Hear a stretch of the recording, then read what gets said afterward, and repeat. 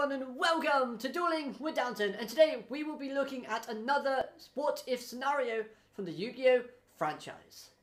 This time we'll be looking at what could have happened had Joey's final attack against Marek connected, thus winning him the duel.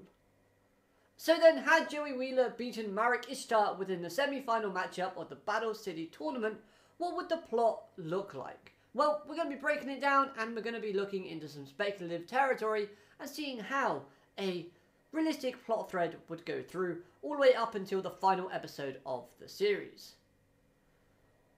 Now, had he won, Joey would obtain the Winged Dragon of Ra, thanks to the rules of the Battle City tournament, in where the loser gives up their strongest card. However, despite this fact, the damage to Joey's body would have already been done, and after Marek's life points hit 0, Joey would collapse to the floor. So he would still get a god card, but he would be unable to participate in the final match. Unable to duel in the final round, ultimately this would make the semi-final match against Yugi versus Kaiba the new finals of the Battle City tournament.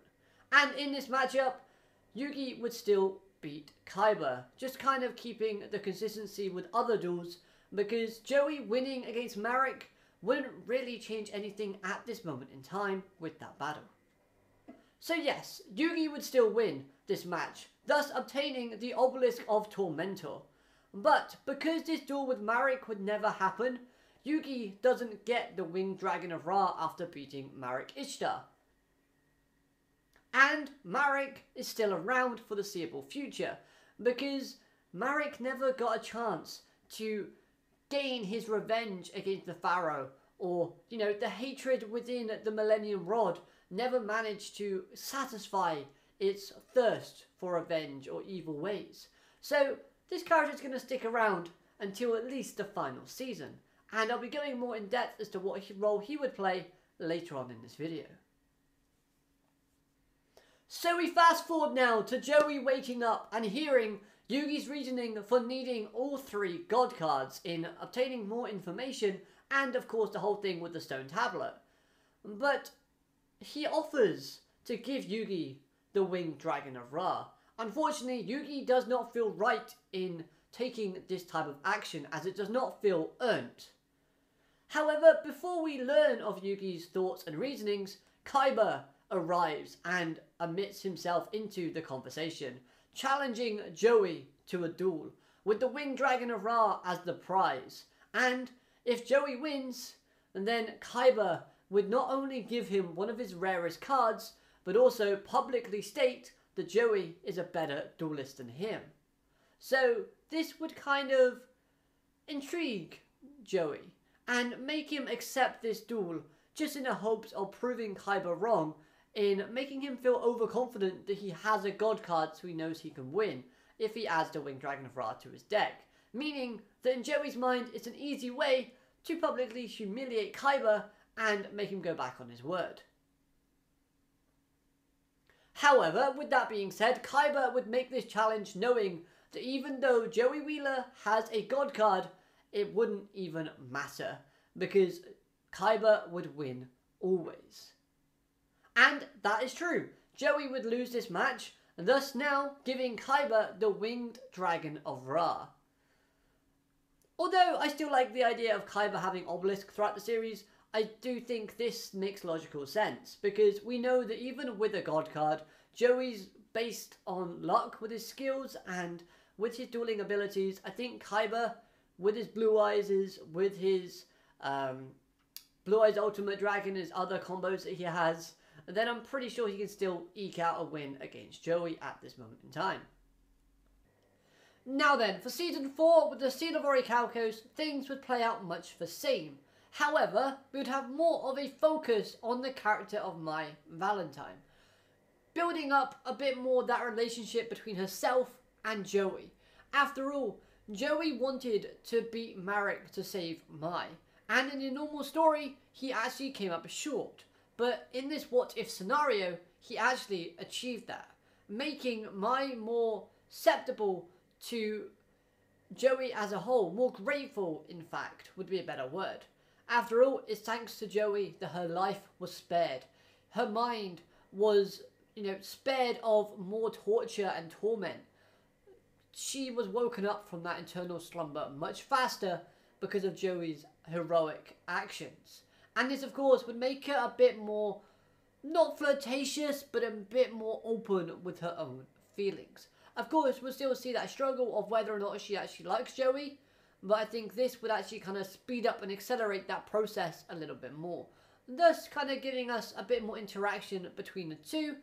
We might still be able to see Mai use the Seal of Orichalcos and go a little bit evil, but I think that in the end, we would actually get a duel between Joey and Mai that was better than the one we got within the Season 4 arc with the Seal of Orichalcos.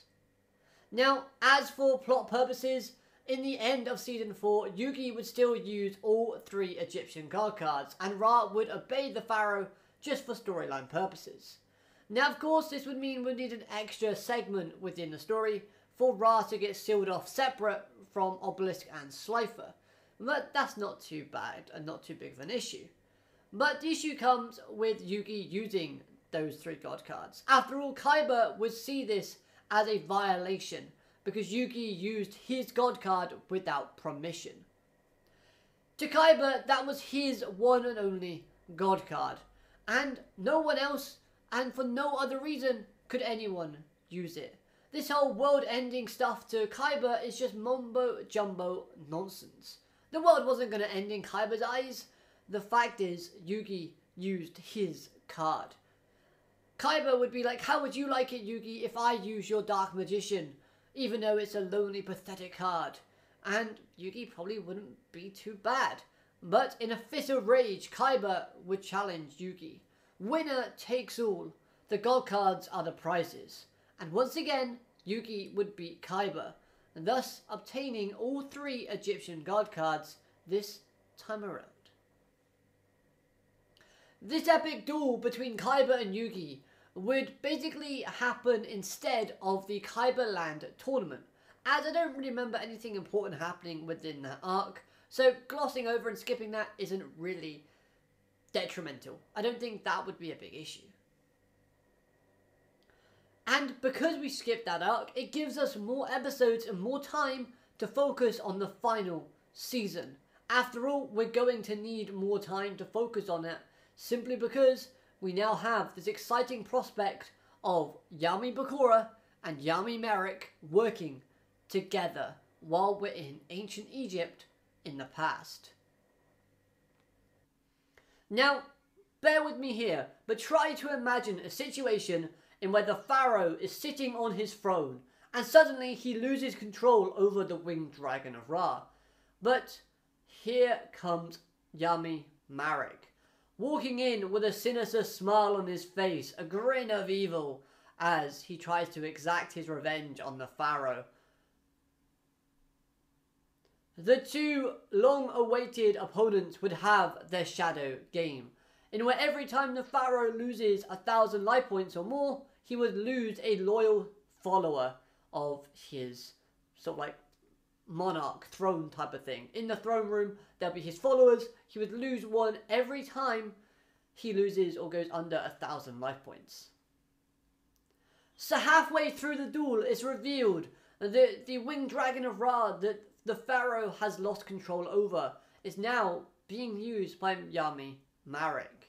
And the duel would kind of end in the same way as the Battle City tournament in the normal timeline would turn out. The Pharaoh would win, but in the process he would lose a few great men / soldiers, which will definitely cause a mental struggle for his character moving forward. Now then, the story with Yami Bakura would play out much the same, but the Pharaoh would be a bit more mentally destroyed / struggling, as he would start questioning his skills and rights to lead his people. After all, he's lost a few of his close friends and companions as a result of the shadow game with Yami Marek.